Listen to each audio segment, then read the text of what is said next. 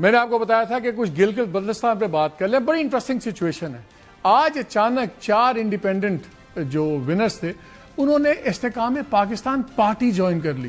ہوتا یہ ہے انڈیپینڈنٹ یا سب سے بڑی پارٹی کو یا سیکنڈ لارجسٹ پارٹی کو جوائن کرتے ہیں, ایک جس کی حکومت بننی واضح ہے, ایک جس کی حکومت بن سکتی ہے, تو وہیں پہ آپ کی لاٹری نکلتی ہے. آپ اچانک جوائن کر گئے ایک ایسی پارٹی کو جو کہیں نہیں ہے, نہ نمبر 2 نہ نمبر 1, ایک سیٹ بھی نہیں تھی. ٹھیک ہے, اب ان کی ویلیو بنے گی. میں نے آپ سے 4 جون کو کچھ چیزیں شیئر کی تھی, کچھ اس کا اندازہ دیا تھا, اور یہ الیکشن ہونے سے 3 دن پہلے کی بات ہے. پہلے سن لیں کہ میں نے کیا بتایا تھا آپ کو.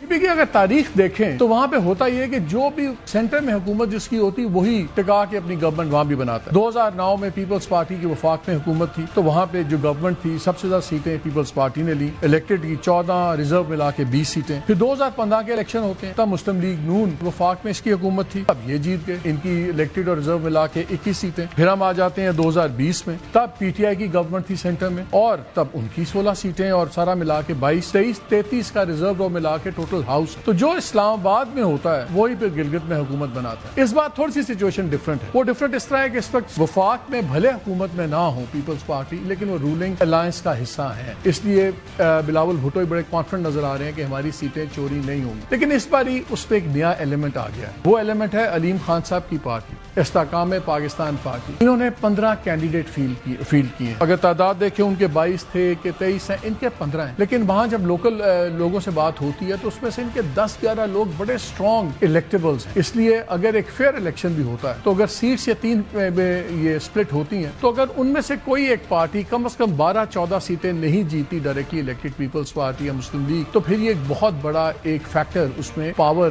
لیوریج جس کو کہتے ہیں وہ ان کے پاس آ جائے. اس لیے یہ جو اتنا اسٹرانگ ویل فنڈیڈ اور بڑے زبردست قسم کے ونیبل کینڈیڈیٹس الیکٹیبلز ہیں, یہ ایک بڑی انٹرسٹنگ ایک ٹوسٹ آئے گی. میں ایک ہی بات کروں گا جی بی الیکشنز کے اوپر, اور وہ یہ ہے کہ ہمیشہ سے اسلام آباد میں جو حکومت کرتا ہے وہی جی بی پہ حکومت کرتا ہے. لیکن اس بار ذرا کلوز آئے رکھیے گا. استحکام پاکستان پارٹی استحکام پہ ورڈ ہے, استحکام کی گارنٹیز دی جاتی ہیں, لی جاتی ہیں, اور ہمیں پتہ ہے بڑا اس میں نیشنل انٹرسٹ ہوتا ہے. So don't be surprise. ہو سکتا ہے اگلا چیف منسٹر ان کا ہی ہو, یا کم از کم نہ بھی ہوا تو سینئر منسٹر تو ان کا ہوگا, اور اس کے کیا اثرات ہوں گے پیپلز پارٹی اور مسلم لیگ کی سیاست پہ.